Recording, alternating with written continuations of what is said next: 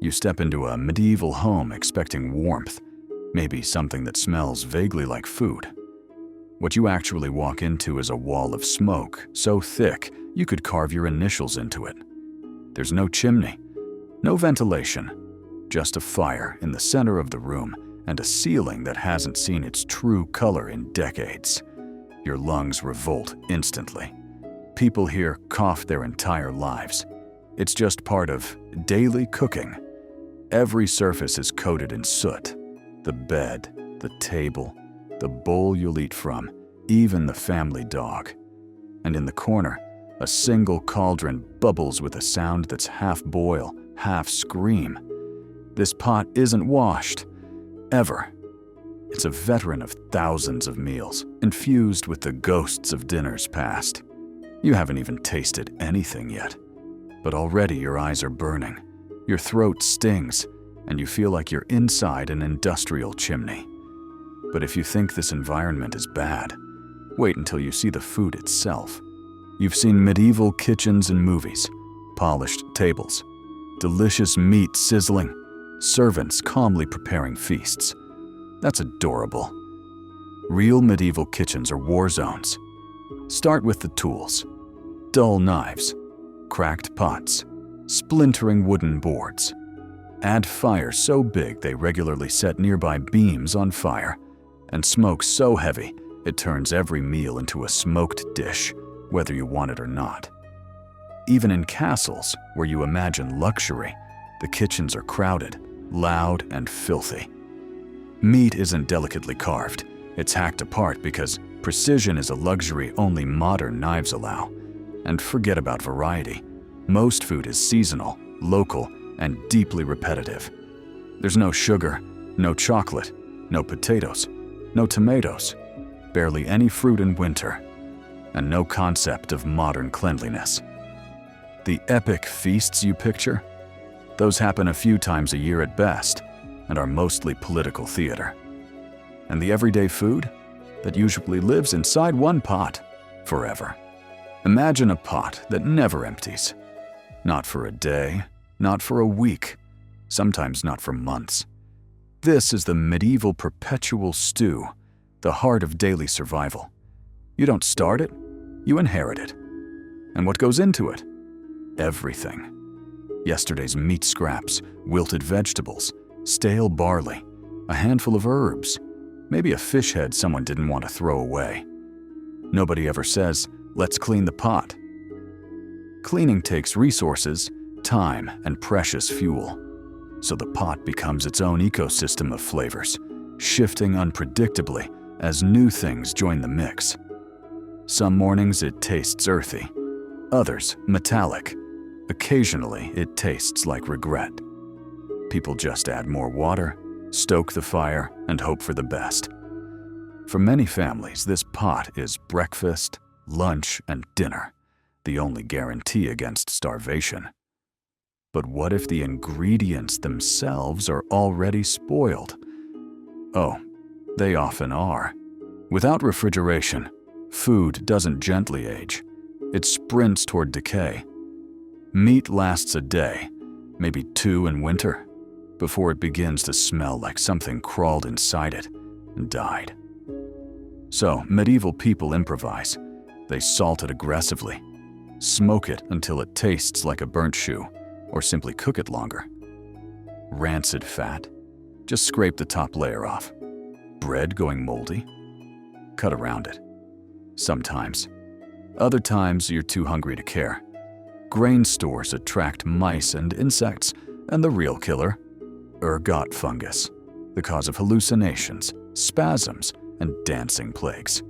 Starvation doesn't care about food safety standards. By late winter, families are boiling bones repeatedly, trying to squeeze one more meal out of them. If you're hoping town markets offer safer choices, brace yourself. They're worse. Welcome to a medieval town where cooking happens outside, right beside the open sewers. Fires burn next to piles of animal waste. Chickens wander between stalls. Dogs fight over scraps. The wind carries dust, ash, and unpleasant bits of daily street life straight into your stew. Flies swarm over fishmongers' tables. Vendors reuse pots without ever fully emptying or scrubbing them. When you buy food here, you're not just gambling with your stomach. You're betting against every microbe in existence. Gastrointestinal diseases spread constantly, and nobody understands why. This isn't street food in the fun modern sense. This is survival wrapped in contamination. But maybe rich people ate better. Well, only if they had spices. In the medieval world, spices aren't just ingredients, they're currency. Pepper, cinnamon, ginger, saffron. These are luxuries so valuable they're locked away like jewelry. A pound of pepper can cost the equivalent of a laborer's entire monthly wage. So what do the wealthy do with their spices? They brag. Dishes are drenched in seasonings to show off wealth, not to delight the palate. And yes, sometimes spices hide the smell of meat that's past its prime. Meanwhile, the average person relies on bitter local herbs and a lot of garlic, turning most meals into smoky, earthy, occasionally unpleasant experiences.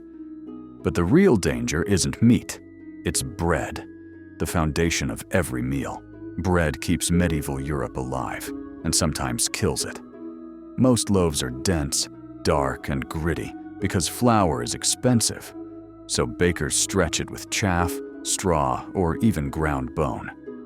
But the real threat is ergot, a fungus that infects rye. If you don't notice it, and many people don't, it can trigger violent hallucinations, burning sensations, muscle spasms, and even gangrene.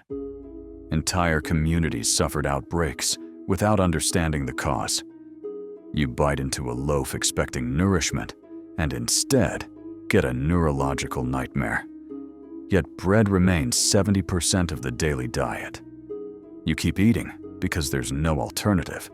At least meat should be safer, right? Absolutely not. Meat is not a staple. It's an event. Most people eat it only during festivals or when a sick or old animal is slaughtered. And that means the meat is often tough, stringy, or halfway to spoiled before it hits the pot.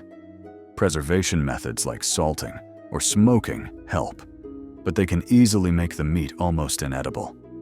Bones are boiled again and again until they give up their last whisper of nutrition. Sausages exist, but you do not want to know what's inside them. Medieval meat is not a feast. It's a test of endurance. So maybe fish is better? Only if you enjoy eating something that smells like the apocalypse. Fish is popular, especially on fasting days. But remember, no ice, no refrigeration, no rapid transport. Fish arrives inland after hours or days of travel, wrapped in whatever keeps it together, not necessarily clean. The smell alone could knock you backward. Some fish are preserved in salt so intensely that eating them becomes a hydration challenge. Others are slightly fermented, unintentionally.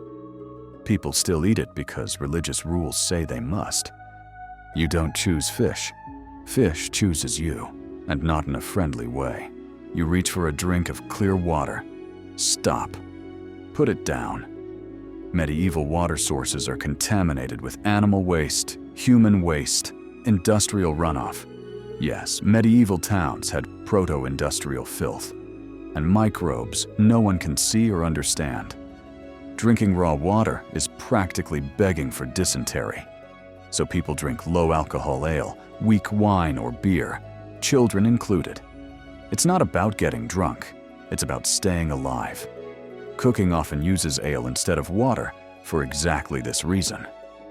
Suddenly, that strange flavor in your stew makes sense.